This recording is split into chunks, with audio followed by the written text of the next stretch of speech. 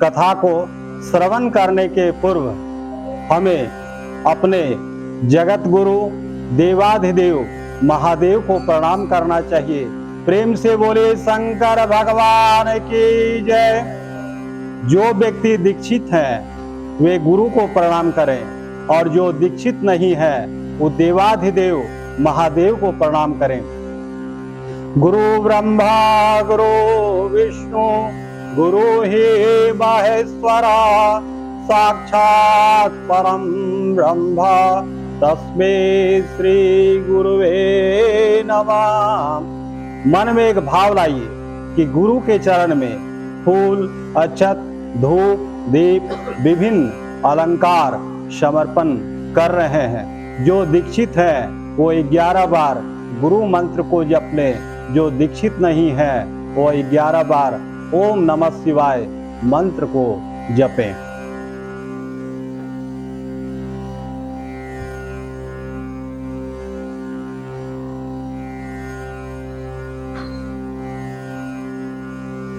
बंधुओं, पूजा करने की बहुत सारी पद्धति है, लेकिन हम किस पद्धति से पूजा करें कि हमारा पूजा अखंड हो। फूल, अक्षत, धूप, दीप, नैवेद्य पूजा के विभिन्न अलंकार हैं, लेकिन हर समय ये हमारे उपलब्ध नहीं होते हैं। उस समय हमारा मन में एक भाव उत्पन्न होता है कि आज हमको बेलपत्र नहीं मिला, आज हमको पुष्प नहीं मिला। मन में एक शोक उत्पन्न हो जाता है कि अगला आदमी बहुत सारा फूल बेलपत्र चढ़ा रहा है, हम नहीं चढ़ा पा रहे हैं। इससे हमारे महादेव प्रसन्न नहीं होंगे। महादेव को प्रसन्न करने के लिए भक्ति भाव चाहिए और इनको कुछ भी नहीं चाहिए। फूल, अक्षत, धूप, दीप, अगर अलंकार है तो अलंकार से पूजा कीजिए, और अगर अलंकार नहीं है तो एक लोटा जल या मन रूपी जल ही सब कुछ देने वाला है। बंधुओं, आज मैं प्रथम पूजा मानसिक पूजा से प्रारंभ करता हूँ। इस तरह का पूजा करने से आपका जीवन कभी पूजा से अखंड नहीं होगा, खंडित नहीं होगा। हर समय पूजा अखंडमय होगा। इसलिए आज मैं वही मानसिक पूजा का प्रारंभ स्वरूप का दर्शन कराता हूँ। कुछ नहीं कीजिए, प्रथम आप मन में एक भाव लाइए कि हम गंगा तट पर पहुँच गए हैं और गंगा का स्मरण कीजिए, गंगा माता को प्रणाम कीजिए। उसके बाद अब मन में एक भाव लाइए कि गंगा में हम डुबकी लगा रहे हैं, क्योंकि बंधुओं हमारा शरीर में समस्त गंगाओं का वास है। ये हमें पहचानने की आवश्यकता है और कुछ भी नहीं है। इसलिए मन में एक भाव लाइए कि गंगा में हम स्नान कर लिए, हमारा शरीर पवित्र हो गया। कुछ लोगों का कहना है कि वस्त्र पवित्र होना चाहिए, मन पवित्र है तो सब कुछ पवित्र है। एक गंगा जो बहती है और एक गंगा हृदय रूपी गंगा है जो निर्मल है, वही हमें निर्मलता प्रदान करेगी। इसलिए उसी गंगा में प्रथम स्नान मनुष्य को करना चाहिए। प्रथम सुबह सूर्योदय के समय उठे तो वही आकाश रूपी गंगा में पहले अपने आप को स्नान करें। ये अखंड पूजा की पद्धति बता रहे हैं। आगे कथा शिव की बहुत सारी लीलाओं, बहुत सारे वर्णन हैं, इसलिए शिव का कथन है। जो कथन है वही मैं कह रहा हूँ। प्रथम गंगा का स्नान कीजिए, उसके बाद मन में एक भाव लाइए कि हम तिलक लगा रहे हैं। अगर पुरुष हैं तो अपना इस उंगली से मस्तक को स्पर्श कीजिए, अगर स्त्री है तो इस उंगली से कंठ को स्पर्श कीजिए, तो आपका तिलक कबूल हो जाएगा। यही शिव की वचन है। उसके बाद अपने आसन को प्रणाम कीजिए, पृथ्वी को प्रणाम कीजिए और मन में एक भाव लाइए, ये पृथ्वी आदि शक्ति जगत जननी राज राजेश्वरी दुर्गा देवी हैं, इनका गोद में हम बैठे हैं। और जब बंधुओं माँ जगदम्बा की गोद में आप अपने आप को समर्पित कर देते हैं तो संसार का कोई भी शक्ति, कोई भी तंत्र क्रिया कहीं भी आपको कुछ नहीं कर सकता है। इसलिए पूजा का प्रारंभ यही है कि जब भी पूजा करें, अगर फूल अक्षत धूप दीप नैवेद्य से भी पूजा करें तो आसन में जब भी बैठे तो मन में एक भाव लाए कि माँ जगदम्बा की गोद में हम बैठे हुए हैं। आप हर तरह से सुरक्षित हैं। सुरक्षा प्रदान करने के बहुत सारे मंत्र हैं, लेकिन सारा मंत्र फेल हो जाता है। मूल मंत्र यही है कि हम लोग माँ के संतान हैं, आदि शक्ति जगत जननी राज राजेश्वरी दुर्गा देवी की संतान हैं। इसलिए उनके गोद में हम बैठ जाएं। जिस तरह से बालक अपने माँ के गोद में बैठ जाता है तो स्वयं सुरक्षित रहता है। 9 महीना बालक अपने माँ के गोद में रहता है तो स्वयं सुरक्षित रहता है, हर तरह से सुरक्षित रहता है। इसलिए पहले फिर पुनः आसन को माँ का गोद समझ के उस आसन पर बैठ जाइए। उसके बाद मन में अगर फूल अक्षत धूप दीप नैवेद्य है तो धूप दीप नैवेद्य के द्वारा ईश्वर की पूजा कीजिए। अगर धूप दीप नैवेद्य है नहीं है, अगर बेलपत्र नहीं है, अगर पुष्प नहीं है तो मन रूपी बेलपत्र को चढ़ाइए, शिव शक्ति की आवाहन कीजिए। अब यहाँ एक प्रश्न उठता है कि शिव पुराण की अगर आप वर्णन कीजिएगा तो शिव पुराण बताता है कि संपूर्ण देवाधिदेव महादेव हैं, इन्हीं से समस्त जगत की उत्पत्ति हुई है। यही संहार करता है, यही पालन करता है, यही सृजन करता है, सब कुछ शिव ही है। वही अगर आप देवी भागवत की स्मरण करते हैं तो बंधुओं आपको पता चलेगा कि देवी भागवत में देवी ही बोलती है कि हम ही सृष्टि करता है, हम ही पालन करता है, हम ही संहार करता है, सब कुछ जो भी है हम ही हैं। उसी तरह से अगर आप श्रीमद् भागवत की स्मरण करते हैं तो वहां भी आपको यही महसूस होता है। श्रीमद् भागवत बताता है कि हम ही सृष्टि करता, हम ही पालन करता, हम ही संहार करता है। इस तरह से ब्रह्म पुराण की अगर हम स्मरण करते हैं तो ब्रह्म पुराण भी वही बताता है। बंधुओं इस तरह से मन भ्रमित हो जाता है कि आखिर सृष्टि करता, पालन करता, संहार करता कौन है? कौन है सृष्टि में जिनका सर्वस्व व्याप्त है? इसलिए बंधुओं ये भ्रम में मत रहिए। शून्य, अति शून्य और महाशून्य, ये महाशून्य की जब इच्छा उत्पन्न हो जाती है तो वही महाशून्य ओंकार स्वरूप हो जाता है। वही ओंकार स्वरूप ब्रह्मा विष्णु महेश का स्वरूप देवाधिदेव महादेव हैं और उनके ऊपर जो चंद्र बिंदु है वही आदि शक्ति है। तो शक्ति की जब इच्छा उत्पन्न हो जाती है तो वही शक्ति 3 रूप में व्याप्त हो जाती है। इसलिए शिव शक्ति के द्वारा इस सृष्टि का सृजन हुआ है। शिव शक्ति का आराधना। इसलिए बंधुओं अगर आप विष्णु भक्त हैं तो विष्णु को ही सब कुछ मानिए, अगर शिव भक्त हैं तो शिव को ही सब कुछ मानिए, अगर देवी भक्त हैं देवी को ही मानिए। लेकिन एक दूसरे में कभी विभेद मत कीजिए। अगर आप विष्णु की उपासक हैं और शिव की आराधना नहीं करते हैं, शिव की निंदा करते हैं कि अरे शिव क्या करेंगे, हम तो विष्णु का आराधना करते हैं, तो वही आपको शिव प्राप्त नहीं होंगे। वही विष्णु की भक्त हैं, अगर विष्णु की आराधना करते हैं तो वहाँ शिव प्राप्त नहीं होंगे। इसलिए अगर कोई देवी का भक्त है तो मन में एक भ्रम उत्पन्न हो जाएगा कि हम देवी की आराधना करते हैं तो सब कुछ प्राप्त हो जाएगा। दुर्गा सप्तशती में बताता है कि 1000 बार दुर्गा सप्तशती को अगर कोई व्यक्ति पाठ कर लेता है तो कभी उसको लक्ष्मी की कमी नहीं होती है।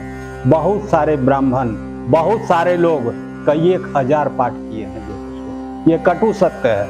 आज व्यास गद्दी है, व्यास गद्दी में सत्य की ही वाणी, शिव की जो वाणी है वही वाणी बता रहे हैं। वहां क्या है कि उसके मन में एक भ्रम आ गया कि 1000 पाठ करने से ये मिलेगा। ये भ्रम जो है, अगर एक पाठ भी भक्ति पूर्वक कर ले तो वही जगदम्बा प्रकट हो जाती है। निस्वार्थ भाव से, निष्काम भाव से कोई भी व्यक्ति जगत जननी आदि शक्ति दुर्गा की आराधना करता है, उसका पूजा सफल होता है। निष्काम भाव से देवाधिदेव महादेव की आराधना करता है, उसका पूजा सफल होता है। निष्काम भाव से विष्णु की जो आराधना करता है उसका पूजा सफल हो जाता है। इसलिए बंधुओं, ईश्वर के पास कभी भी जाइए तो कुछ लिख के मत जाइए। ईश्वर के पास हम लोग जाते हैं तो हम लोग बोलते हैं कि हमारा लड़का की नौकरी करा दीजिए, हमको धन संपदा दे दीजिए, हमें आरोग्य दे दीजिए। ईश्वर के पास जब भी जाते हैं तो प्लेन पेपर बन के जाइए।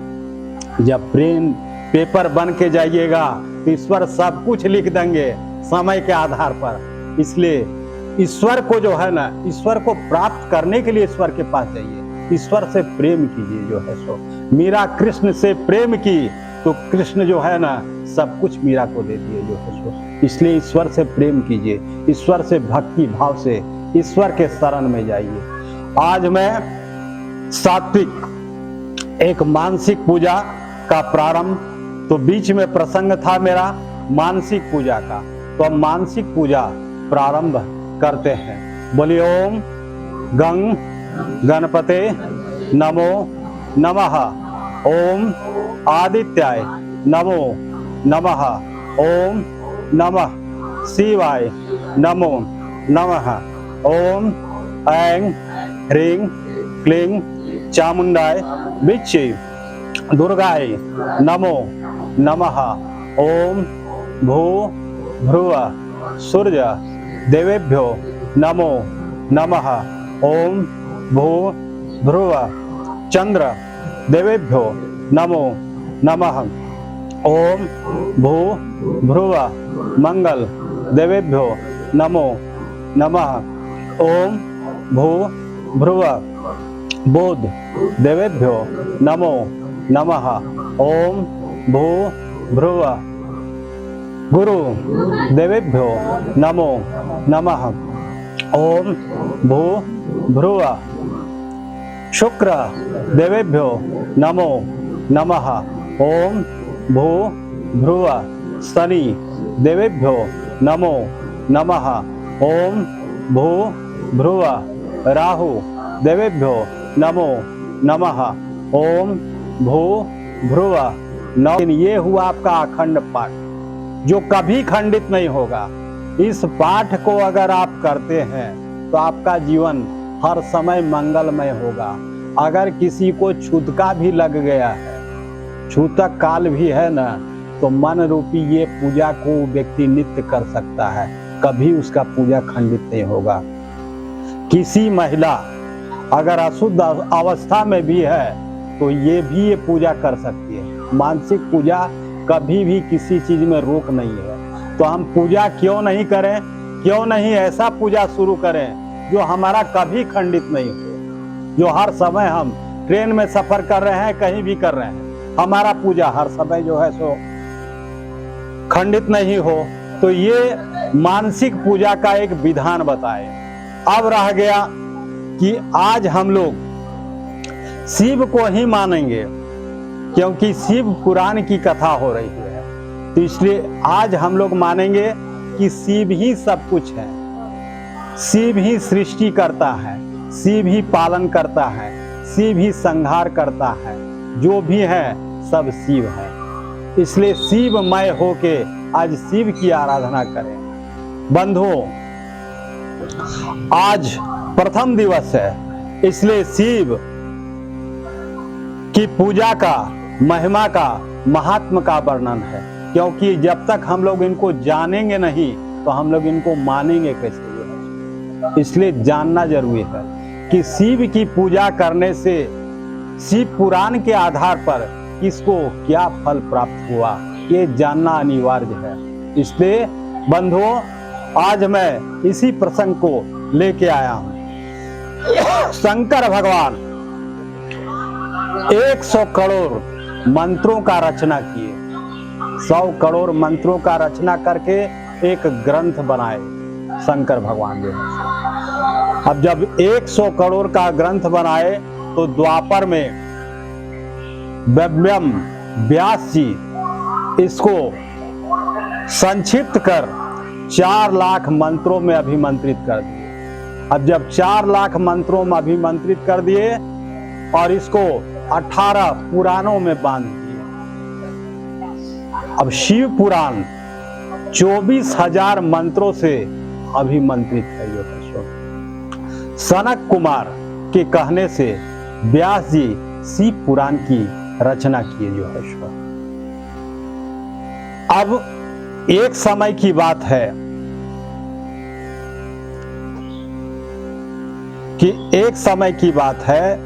कि सोनक ऋषि 16 साल की उनकी आयु थी। चारों वेद के ज्ञाता थे। चारों वेद को जब सोनक ऋषि जान गए और 1 लाख उनके शिष्य थे, उनके मन में व्याकुलता उत्पन्न आया। इतना ज्ञान प्राप्त करने के बाद भी हमारे मन में शांति नहीं है। क्यों अशांत इसलिए हो गए? क्योंकि वो ऋषि थे। उनके मन में एक भाव उत्पन्न हुआ। लोगों का जब इस माने दुर्दशा देखे तो उनके मन में एक भाव उत्पन्न हो गया कि कली युग में प्राणी भाई भाई के शत्रु हो रहे हैं, माता पुत्र का शत्रु हो रहा है, लोग रोग ग्रसित हो रहे हैं। कली युग में असंख्य तंत्र क्रिया हो रहा है। तांत्रिक लोग अपने आप को सफल मान रहे हैं। इन लोग और मृत्यु के बाद मुक्ति प्राप्त नहीं हो रही है। असंख्य प्रेत योनि में लोग उत्पन्न हो रहे हैं। इन योनियों से, इन कष्टों से छुटकारा प्राप्त करने का उपाय क्या है? यही उपाय को मन में चिंतन करते हुए सोनक ऋषि अपने पिता के पास गए। पिता प्रसन्न हुए और बोले कि आओ पुत्र, चारों वेदों का ज्ञाता तुम हो गया। तो बोले कि 4 वेद तो हम जान गए, लेकिन मन में शांति ही नहीं है। बोले कि अशांति का कारण क्या है? तो सोनक ऋषि एक ऋषि थे। ऋषि का काम है दूसरों का भलाई सोचना, अपना भलाई बाद में। वही बोले कि मेरे पिताजी, व्यग्रता का मेरा कारण, मूल कारण यही है कि चारों वेद तो हम ज्ञान प्राप्त कर लिए, लेकिन लोगों का दुर्दशा तो हम देख रहे हैं कि जस का तस है। अकाल मृत्यु उनका हो ही रहा है, तंत्र क्रिया चल ही रहा है, भाई भाई के शत्रु हो ही रहे हैं जो है। माता पिता, पति को पत्नी से नहीं पट रहा है, पति को पत्नी से नहीं पट रहा है जो है। इससे मन जो है बहुत दूषित है। हर व्यक्ति जो है पैसे का तंगी में जो है ना विषाक्त हो रहा है, अपनी इच्छाओं की पूर्ण नहीं कर पा रहा है जो है। तो इन सबों का पूर्ति कैसे हो, इसका कोई उपाय बताइए। तो बोले कि पुत्र, चारों वेद का ज्ञाता तो तुम हुआ। चारों वेद को जब तुमने ग्रहण किया तो इसका चिंतन तुम ही करो जो है। उसके बाद सोनक जी वहां से चल दिए अपने घर से। अब प्रयागराज में पहुंचे। अब प्रयागराज में पहुंचे तो उनके पास 1 लाख उनका शिष्य था। 16 साल की आयु की बात बता रहे हैं। 1 लाख शिष्य था उनके पास। सभी शिष्यों को बुलाए और बोले कि 1 लाख शिष्यों को भोजन कराने का मेरे पास सामर्थ्य नहीं है, इसलिए बिना खाए पिए ईश्वर की जो भजन करेगा वो मेरे साथ आ जाओ, और जिनको भोजन ही प्रिय है वो अलग हो जाओ। तो 12,000 शिष्य अलग हो गए और 88,000 शिष्य उनके साथ हुए। इसलिए हम लोग कोई भी कथा जब सुनते हैं तो शौनक जी की जब कथा आती है तो उस कथा में 88,000 शिष्यों का भी वर्णन होता है। 88,000, तो 88,000 शिष्य उनके साथ। उसके बाद उसी प्रयागराज में आराधना करने लगे वेदों के द्वारा जो है सो। कोई हवन करने लगे, कोई मंत्र जपने लगे, विभिन्न मंत्रों को जपने लगे मन की शांति के लिए कि कोई खोज मिल जाए। उसी समय सूत जी वहां आए। अब सूत जी को उस स्थान पर आने के बाद, आगमन के बाद उनका मन प्रसन्न हो गया, क्योंकि अगर कोई भूखा आदमी है और उसको भोजन मिल जाए तो मन उसका एकदम प्रसन्न हो जाता है। उसी तरह से सूत जी का मन प्रसन्न हो गया। आसन दिए उनको, आसन में बैठाए। उसके बाद सूत जी बोले कि हे ऋषिवर, ऐसा कोई उपाय बताइए। बोले कि उपाय क्या चाहिए तुमको? चारों वेद का तो ज्ञान तुमको प्राप्त हुआ, अब क्या चाहिए? बोले कि चारों वेद ज्ञान प्राप्त करने के बाद भी मन में हमारा बेचैनी है, मन में छटपटाहट है कि लोगों का कल्याण कैसे हो। ऐसा कौन सा उपाय करें जिसमें हर व्यक्ति को यश, कीर्ति, धन, संपदा, आरोग्य प्राप्त हो और अंत में मोक्ष प्राप्ति हो। क्योंकि बंधुओं, जन्म के बाद मृत्यु परम सत्य है, इसमें कहीं कोई असत्य नहीं है। इसलिए मृत्यु के बाद मोक्ष गति कैसे प्राप्त हो, ऐसा कोई उपाय बताइए। तब शौनक ऋषि बताए कैसा एक ही उपाय है, शिव महापुराण। शिव महापुराण का कथा का स्मरण अगर कोई व्यक्ति कर लेता है तो उसका जीवन सार्थक हो जाता है। उसे यश, कीर्ति, धन, संपदा, वैभव सब कुछ प्राप्त होता है, चाहे पापी से महापापी क्यों नहीं हो, और अंत में उसे शिव लोक की प्राप्ति होती है। तब शौनक जी पूछे कि हे ऋषिवर, इस कथा को प्रथम किसने सुना? इसकी महिमा क्या है? इसकी कथा सुनने से किसको क्या मिला?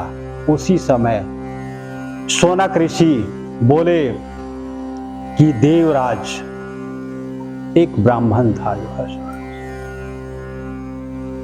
देवराज एक ब्राह्मण था, लेकिन ब्राह्मण कर्म से विमुख था जो है सो। वो गन्ना की रस बेचा करता था जो है सो, उसी से जीव को उपार्जन करता था। उसके माता पिता ईश्वर भक्त थे, बार बार अपने पुत्र को समझाते थे कि हे पुत्र, तुम ब्राह्मण कुल में जन्म लिया है, तुम्हें ईश्वर की आराधना करना चाहिए, शिव की आराधना करना चाहिए, दुर्गा की आराधना करना चाहिए, संध्या वंदना करना चाहिए। लेकिन कुछ भी नहीं सुनता था। वो एक कान से सुनता था, दूसरे कान से निकाल देता था। अब बोलता था कि जो करना है आप कीजिए, हम कुछ नहीं करेंगे जो है सो। और फिर चला जाता था वो गन्ना बेचने के लिए। कोई पूजा पाठ वंदना जो है कुछ भी नहीं करता था। अब देखिए, समय की एक विडंबना है कि जो व्यक्ति ईश्वर के करीब नहीं रहता है, ईश्वर की वंदना नहीं करता है, उसका मन भी जो है ना विचलित हो जाता है, मन भी उसका दूषित हो जाता है। एक दिन की बात है कि भ्रमण कर रहा था, उसी समय तालाब के तट पर एक शोभा नाम की वेश्या थी जो है। अब उस वेश्या को देखने से उसका मन जो है ना और विषाक्त हो गया जो है, उसी में वो लीन हो गया जो है। अब उसी में लीन हो गया और हर समय जो है ना उसी के प्रेम में लीन रहे जो है। कुछ भी उसको नजर नहीं आता था, न माता की सेवा करता था, न पिता की सेवा करता था, उसका विवाह हुआ था, न पत्नी की बात मानता था। बार बार उसको पिताजी समझाएं कि ये गलत मार्ग है तुम्हारा, ये ब्राह्मण का मार्ग नहीं है, तुम मार्ग से भटक गया है, अभी भी कुछ नहीं गया है, अभी भी इस मार्ग में तुम जो है ना सतमार्ग में आ जाओ। तो जब बार बार उसके पिताजी समझाने लगे, उसकी पत्नी समझाने लगी, उसके माँ समझाने लगे, तो शोभा के प्यार में वो इतना विरक्त था कि मन एक दिन विचलित हो गया। और अर्धरात्रि के समय में वो क्या किया जो है कि कुल्हाड़ी लेके जो है ना, मन में सोचा कि न रहे बांस न बाजे बांसुरी, जो है तो तीनों की हत्या कर दिया। अब जब तीनों की हत्या कर दिया और उसके बाद जो है वही शोभा नाम की स्त्री के साथ जो है ना अपना धन संपदा लुटाने लगा। जब सारा धन संपदा खत्म हो गया बंधुओं, तो शोभा भी उसको छोड़ के चली गई। उसके बाद उसके पास कुछ भी नहीं बचा। उस नगर में हर जगह उसकी थू-थू होने लगी, क्योंकि ब्राह्मण कुल का लड़का था, धर्म से विमुख हो गया था, नीच आचरण करता था जो है सो, इसलिए मन उसका बैरक्त हो गया। और जब मन उसका बैरक्त हो गया तो वहां से उस नगर से वो चल दिया। और नगर से चलने के बाद वो व्यक्ति काशीपुर में पहुंचा। जो है सो, और वहां जब काशीपुर में पहुंचा तो विभिन्न साधु संत शिव की आराधना कर रहे थे। वहीं वो भी बैठ गया, ज्वर से पीड़ित था, उसे बुखार आ गया। उसके बाद भी शिव की आराधना जो है, आराधना में बैठ गया। एक ब्राह्मण शिव की कथा कर रहे थे, शिव पुराण की कथा कर रहे थे। वो कथा का श्रवण करने लगा। 7 दिन तक उसने शिव पुराण की कथा सुनी और 7वां दिन में उसका मृत्यु हो गया। जो है जब उसका मृत्यु हो गया तो उसके बाद जो है यमराज आए, क्योंकि बहुत सारा दुष्कर्म किया था, अपने पिता की हत्या किया था, अपनी पत्नी की हत्या किया था, जो है सो अत्याचारी था, दुराचारी था, हर तरह का कुकर्म किया था जो है सो। इसलिए यमदूत आए और यमदूत आके उसको ले जाने लगे। उसी समय शिवदूत आ गए वहां जो है। अब शिवदूत जब आ गए तो शिवदूत बोले कि नहीं, शिवलोक का अधिकारी है। यमदूत बोल रहे हैं कि नहीं, ये बहुत सारा कुकर्म किया है, इसलिए इस यम का अधिकारी है।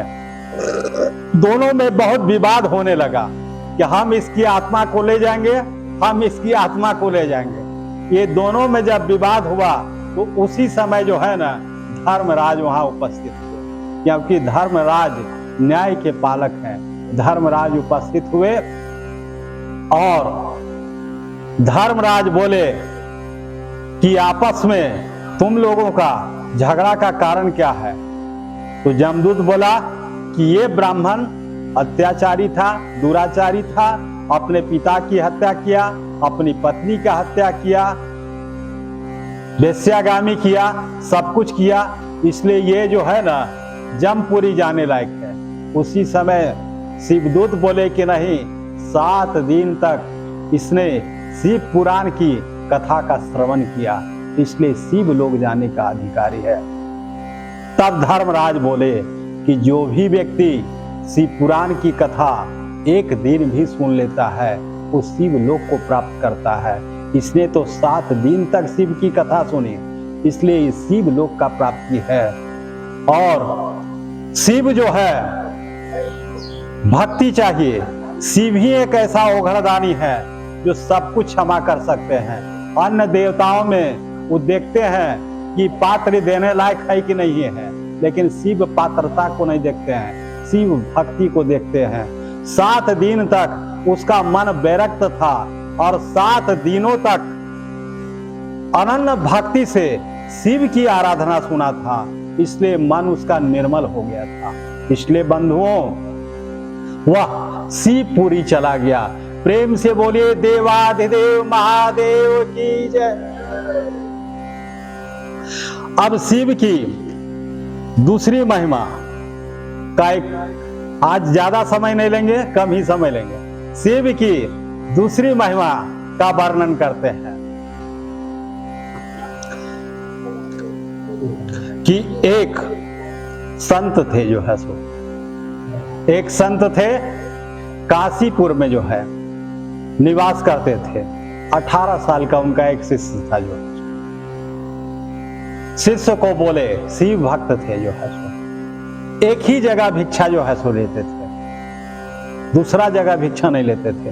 जो भिक्षा मिलता था उसी से भिक्षा ग्रहण करते थे।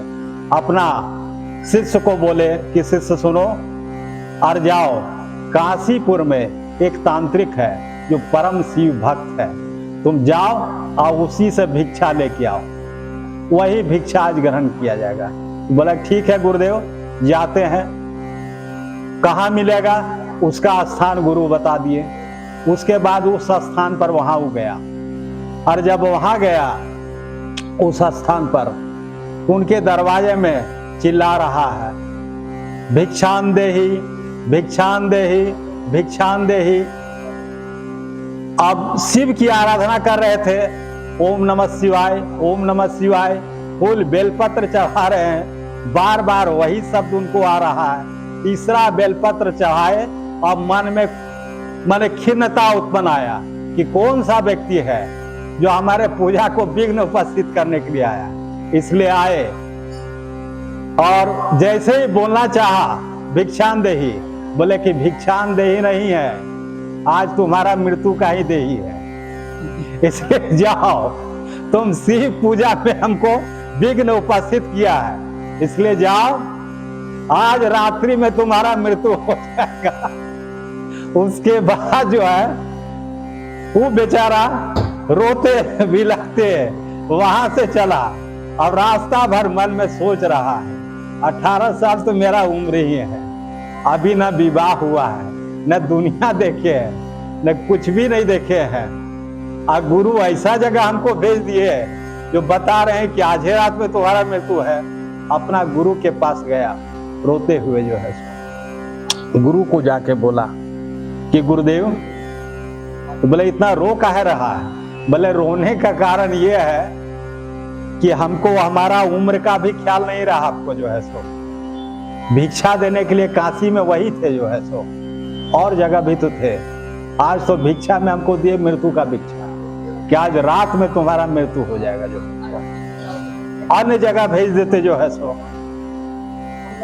आप ऐसा जगह भेज दिए, इसलिए ध्यान लगा के देखिए कि आज मेरा मृत्यु है कि नहीं जो है सो। क्या है कि आप त्रिकालदर्शी हैं, शिव भक्त थे, ऋषिवर जो है ध्यान लगाए, तो ध्यान में देख रहे हैं कि आज रात्रि में इसका मृत्यु है।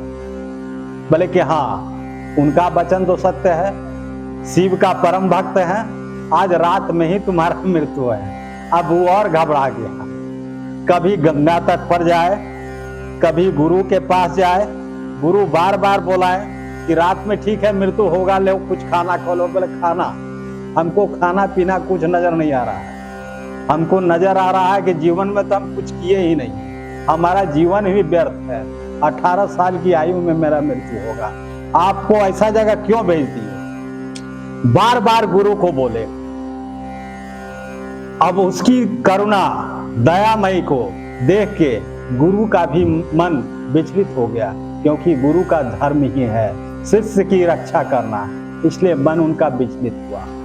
और जब पूरा विचलित हो गया तो सोचे कि इसको बचने का उपाय क्या है, क्या करें कि जिसके उपाय से ये मृत्यु से बच जाएगी।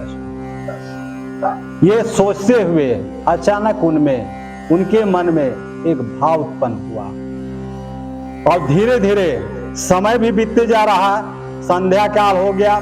फिर गुरु के पास पहुंचा कि अब तो रात्रि काल होने ही वाला है, कुछ उपाय सोचे, भेज तो दिए आप हमको जो है सो,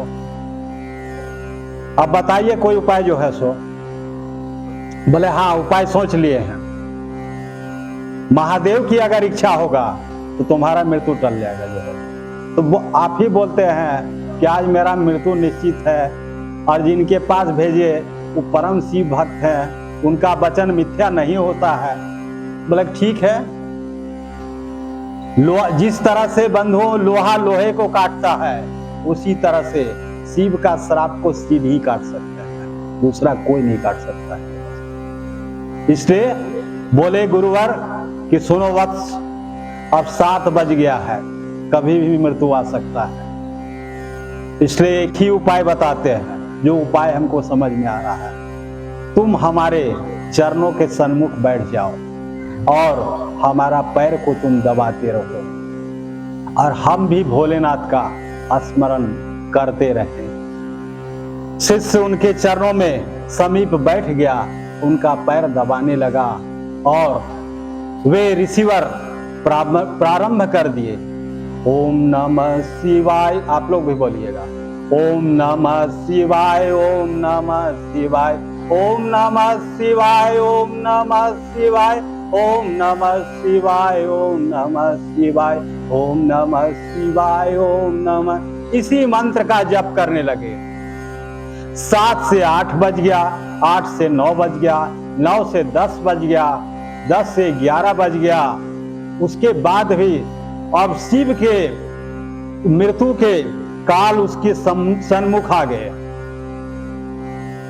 ये गुरु देख रहे हैं, शिष्य नहीं देख रहा है जो है सो। लेकिन गुरु जो है ना साक्षात शिव पर समर्पण किए और नमः शिवाय मंत्र का जप करते गए और शिष्य जो है थक गया, लेकिन मृत्यु के भय से उनका चरण को दबाते रहा।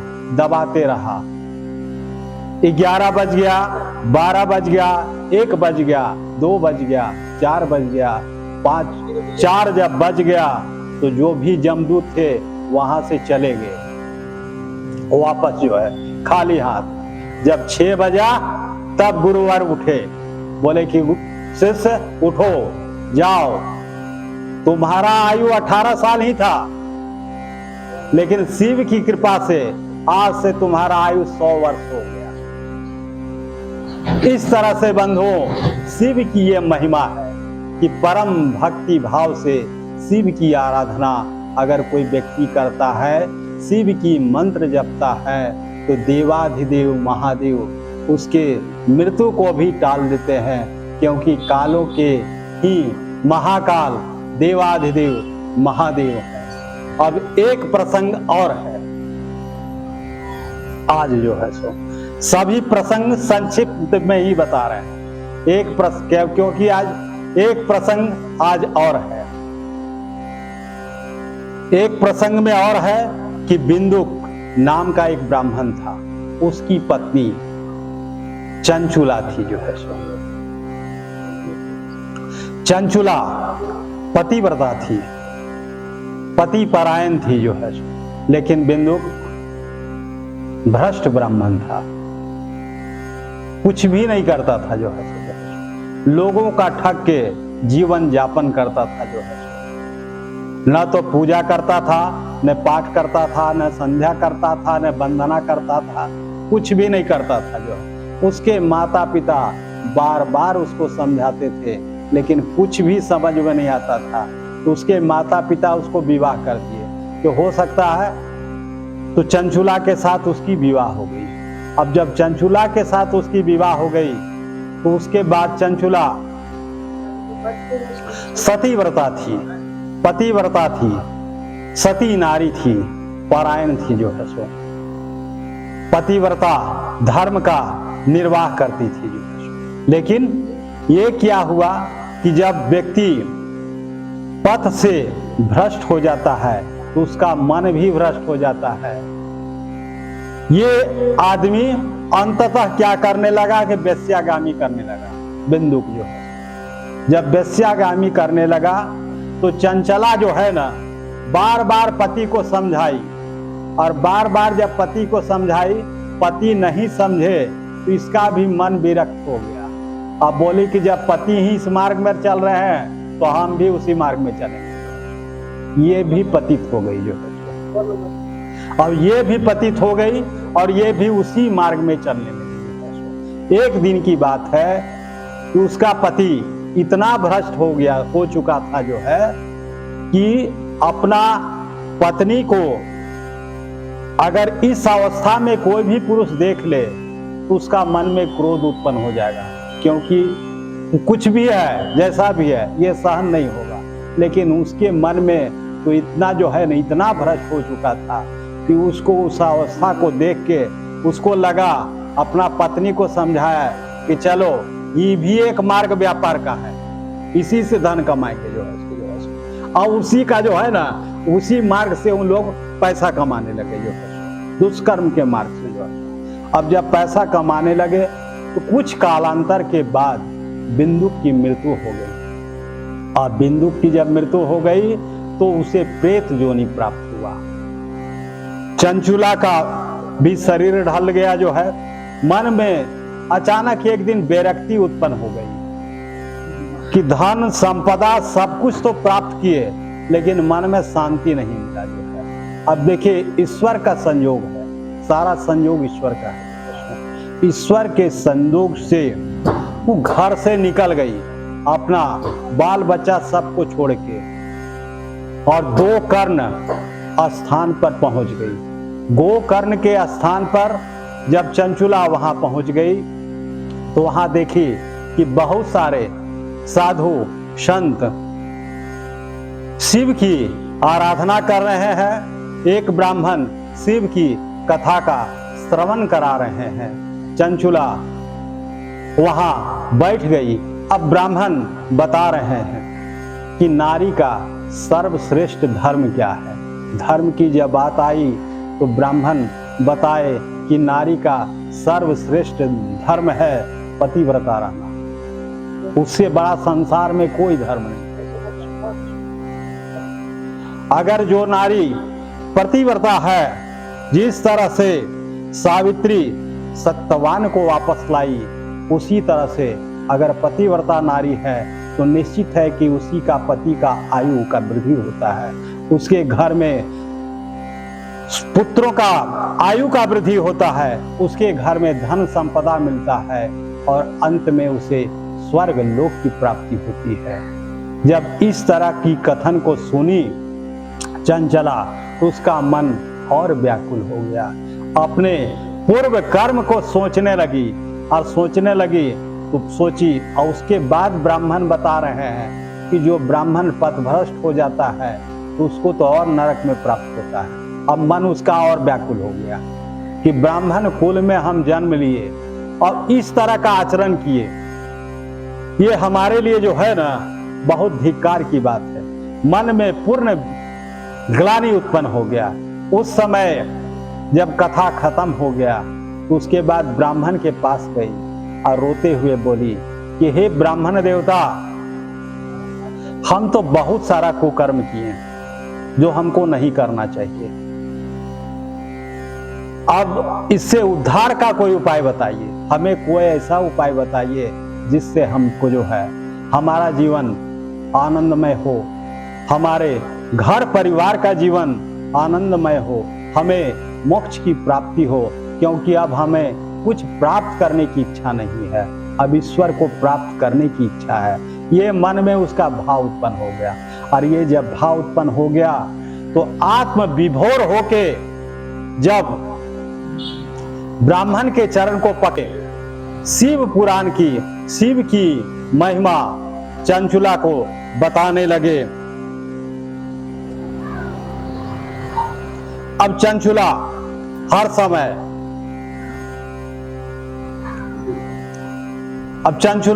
हर समय शिवमय हो गई। चंचुला हो गए मगन, चंचुला हो गए मगन, वो तो शिव गुण गाने लगी। चंचुला हो गए मगन, चंचुला हो गए मगन, वो तो शिव गुण गाने लगी। चंचुला हो गए मगन, चंचुला हो गए मगन, वो तो हर समय शिव गुण गाने लगी।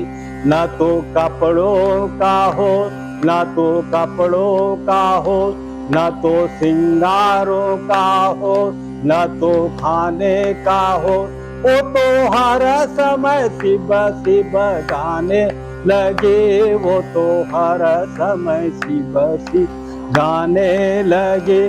चंचुला हो गए मगन, चंचुला हो गए मगन, वो तो हर समय शिव शिव गुण गाने लगे। इस तरह से आत्म विभोर हो गई चंचुला। उसके मन में किसी भी चीज की प्राप्ति की इच्छा नहीं हुई, हर समय वह शिवमय हो गई। शिव को सुतते उठते बैठते हर समय शिव का स्मरण करने लगी। उसकी भक्ति भाव से देवाधिदेव महादेव, क्योंकि महादेव ही एक ऐसे हैं जो भक्ति को प्रसन्न करते हैं। अन्य देवता तो सोचते हैं आने के पहले कि इसके लायक ही है कि नहीं है, इसको वरदान देना चाहिए कि नहीं है, लेकिन शिव जो है ना वो घरदानी है। तो शिव जो है, शिव प्रकट हो गए, और शिव जब प्रकट हो गए तो उस समय साक्षात शिव का दर्शन हुआ चंचुला को जो है। बंधुओं, इतना पाप की, इतना सब कुछ की, लेकिन शिवमय हो गई। 7 दिन शिव की कथा सुनी, जिसके कारण, और शिवमय जब हो गई तो साक्षात शिव का दर्शन हुआ। शिव बोले कि हे चंचुला, तुम्हारी पूजा से हम प्रसन्न है, बताओ क्या चाहिए। बोले प्रभु, आपका दर्शन हो गया, अब हमको कुछ भी नहीं चाहिए, सिर्फ आप चाहिए, और हमको कुछ भी अभिलाषा नहीं। सारा सुख सब कुछ मिला हमको, लेकिन सब मिलने पर भी हमको शांति नहीं मिला। और आपके शरण में आए, 7 दिन का ही मात्र भक्ति भाव किए, और प्रभु आप इतना दयामय हैं, इतना करुणामय हैं कि 7 दिन में ही हमारी भक्ति से प्रसन्न होके दर्शन दिए। इसलिए अब हम आपके चरणों में रहना चाहते हैं। शिव बोले तथास्तु, हे चंचुला अब चलो तुम। और चंचुला को लेके शिव लोक चले गए, और चंचुला को पार्वती का सखी बनने का योग्य प्राप्त हुआ। प्रेम से बोलिए देवाधिदेव महादेव की जय। अब चंचुला की पति का कहानी बताते हैं। चंचुला के पति का कहानी बताते हैं कि शिव पुराण सुनने से और क्या मिलता है। शिव पुराण सुनने से प्रेत योनि से मुक्ति होता है। आप लोगों के भी जो भी पितृ जो शिव पुराण सुन रहे हैं, आप लोगों के जो भी पितृ हैं, अगर मुक्त नहीं हुए हैं तो आप लोग एक भी व्यक्ति शिव पुराण का कथन सुन लीजिएगा, शिव पुराण का स्मरण कर लीजिएगा, तो आप लोगों का भी जो है ना पितरों का मुक्ति प्राप्त होगा। ये कटु सत्य है, ये शिव पुराण शिव की वचन है। अब बिंदुक प्रेत योनि को प्राप्त हुआ। चंचुला का पति विंध्याचल पर्वत में रहता था, हवा पी के रहता था, बेचैन था, क्योंकि प्रेत को जो है ना हर समय वो बेचैन रहता है। पिशाच योनि को प्राप्त हुआ, बेचैन रहता था, वहां रहता था। चंचुला का मन, अब देखिए नारी का मन कैसा होता है। नारी सिर्फ अपने बारे में नहीं सोचती है। अगर कोई संतान को कष्ट हो, अभी जैसे देखिए प्रत्यक्ष एक बात बताते हैं, अगर घर में भूकंप आ जाए तो सारे पुरुष पहले भाग जाएंगे, लेकिन स्त्री जो है ना अपने बच्चे को पहले देखेगी कि मेरा बच्चा कहाँ है, उसको गोद में उठाएगी, अपना जान को बाद में सोचेगी। तो नारी का ये स्वभाव है, ये सरल, क्योंकि आदि शक्ति है, आदि शक्ति का स्वरूप है, जगत जननी है, सृष्टि करता है, सब कुछ करने वाली आदि शक्ति नारी दुर्गा का स्वरूप है। इसलिए उसका बहुत स्वभाव मातृत्व से भरा हुआ है। अब चंचुला का मन आया, पार्वती को बोली, पार्वती के पास गई और पार्वती को प्रार्थना करने लगी। पार्वती को स्तुति की, पार्वती को बोली, हे जगत जननी, हे आदि शक्ति, हे शिव शक्ति, हे ब्रह्म शक्ति, हे सर्व शक्ति, हे जगदम्बा, आपको प्रणाम करते हैं माँ, आपको प्रणाम करते हैं माँ। हे माँ करुणा कीजिए माँ, दया कीजिए माँ, रक्षा कीजिए माँ, हमारे मनोरथ को पूर्ण कीजिए माँ, रक्षा कीजिए माँ, रक्षा कीजिए माँ, रक्षा कीजिए माँ। इस तरह से पार्वती को प्रार्थना कर रही है और आंख से आंसू आ रहा है। पार्वती उसकी प्रार्थना से प्रसन्न हो गई, और पार्वती जब प्रसन्न हो गई तो बोली कि हे चंचुला, तुम्हारी प्रार्थना से हम अति प्रसन्न हैं, इसलिए हे चंचुला, तुम क्यों रो रही है? रोने का कारण क्या है? ये बताने का कष्ट करो। चंचुला बोली कि हम एक पतिव्रता नारी हैं, हमारा तो मुक्ति हो गया, लेकिन मेरे पति पता नहीं किस हाल में होंगे, कहाँ होंगे। देखिए, एक स्त्री का मतलब चरित्र क्या है, उसकी करुणामयी दयामयी को बता रहे हैं। वो स्वर्ग में भी, शिवलोक में भी जाके अपने पति के बारे में सोच रही है, जबकि पति उसके बारे में कभी नहीं सोचा जो है, लेकिन पति के बारे में सोच रही है। तो पति वही बोल रहे पार्वती से कि हम अपने पति को देखना चाहते हैं कि किस अवस्था में है और कहाँ है। तब पार्वती ध्यान मग्न हुई, और ध्यान मग्न होके पार्वती देखी तो उसका पति विंध्य पर्वत में प्रेत जोनी में ग्रहण किया है, वही है, हवा पी के दीनहीन दशा में व्याकुल है। तब चंचुला को बताई कि तुम्हारा पति प्रेत योनि को प्राप्त किया है। दुष्कर्म करने के कारण चंचुला पार्वती का पैर पकड़ ली और बोली कि हे माता, जिस तरह से हमको मुक्ति प्रदान किए हैं, उसी तरह से हमारे पति को भी मुक्ति प्रदान कीजिए, यही हमारी अभिलाषा है, उनको भी मुक्त कीजिए। तब चंचुला की प्रार्थना को सुन के और पार्वती तुम्बुरु नाम के एक गंधर्व को बुलाए, बोले कि हे गंधर्व, जाओ और विंध्य पर्वत पर तुम शिव पुराण इसके पति को सुनाओ, इसके श्रवण से इसे प्रेत योनि में मुक्ति हो जाएगी। बिंदु तब वह गंधर्व विंध्य पर्वत में गया और वहां जाके उसे मंत्र के द्वारा बांध दिया, और बांधने के बाद 7 दिन तक शिव पुराण की कथा सुनाया। 7 दिन तक शिव पुराण की कथा श्रवण करने से वह बिंदु ब्राह्मण प्रेत योनि से मुक्त हुआ और शिवलोक को प्राप्त हुआ। इस तरह से शिव देवाधिदेव महादेव शंकर भगवान है, इनकी इच्छा से सब कुछ संभव है, सब कुछ दे सकते हैं। शिव शंकर ने जिसको चाहा उसका बेड़ा पार हुआ। शिव शंकर ने जिसको चाहा उसका बेड़ा पार हुआ।